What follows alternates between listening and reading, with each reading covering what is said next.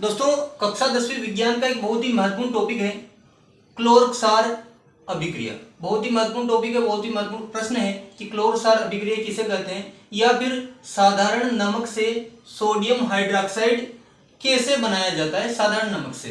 तो इसी को आज हम समझने वाले हैं, तो मेरे साथ में आप अंत तक बने रहिए।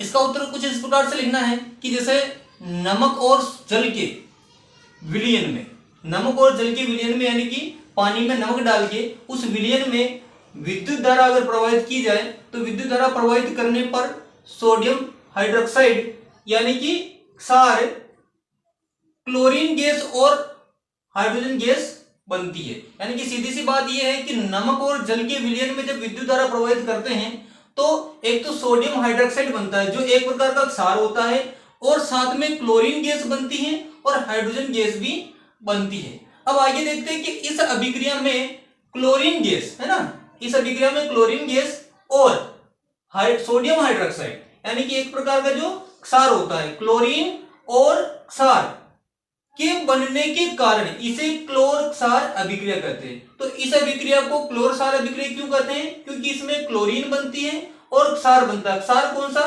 सोडियम हाइड्रोक्साइड बनता है। तो क्लोरीन और क्षार के बनने के कारण इस अभिक्रिया को क्लोर क्षार अभिक्रिया कहते हैं। अब इस अभिक्रिया को हम संतुलित कर लेते हैं। तो सोडियम सोडियम दोनों तरफ बराबर हैं, क्लोरीन इधर 1 है और इधर क्लोरीन 2 है। तो यहां पर हम 2 लगा देंगे तो दोनों साइड पर क्लोरीन क्लोरीन बराबर हो गया।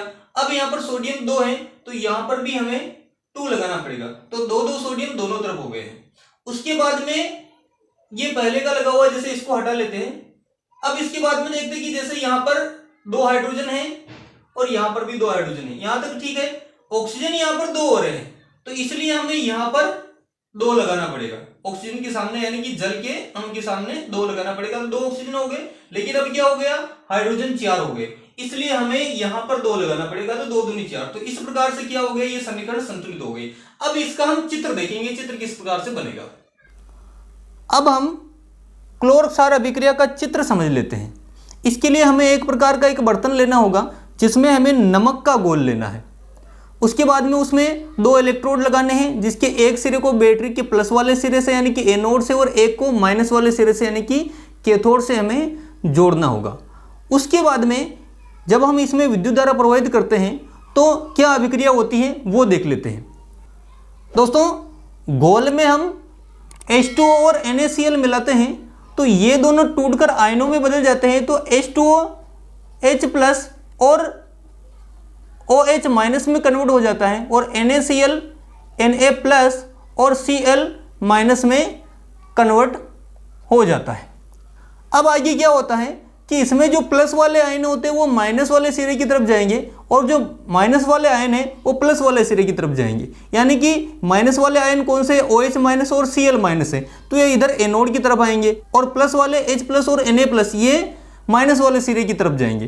ठीक है, तो क्लोरीन इधर आ गया और हाइड्रोजन इधर आ गया। अब जैसे ये H+ है तो ये इधर आ जाएगा, तो इधर H2 बन जाएगी जो ऊपर निकल जाएगी। ये क्लोरीन इधर आ रहा है तो ये Cl2 बन जाएगी, तो यहाँ से ये ऊपर निकल जाएगी। तो एक सिरे से क्लोरीन बाहर निकलती है, एक सिरे से हाइड्रोजन बाहर निकलती है और इस सिरे से इधर से नमक के घोल के साथ में जो क्षार बनता है सोडियम हाइड्रोक्साइड ये बाहर हो जाता है। तो इस अभिक्रिया को इधर से क्लोरीन निकलने और क्षार बनने के कारण ही इस अभिक्रिया को क्लोर क्षार अभिक्रिया कहते हैं। साथ ही प्रश्न कभी यह भी आ सकता है कि नमक से सोडियम हाइड्रोक्साइड किस प्रकार से बनाया जाए, तो भी आपको यही उत्तर लिखना है।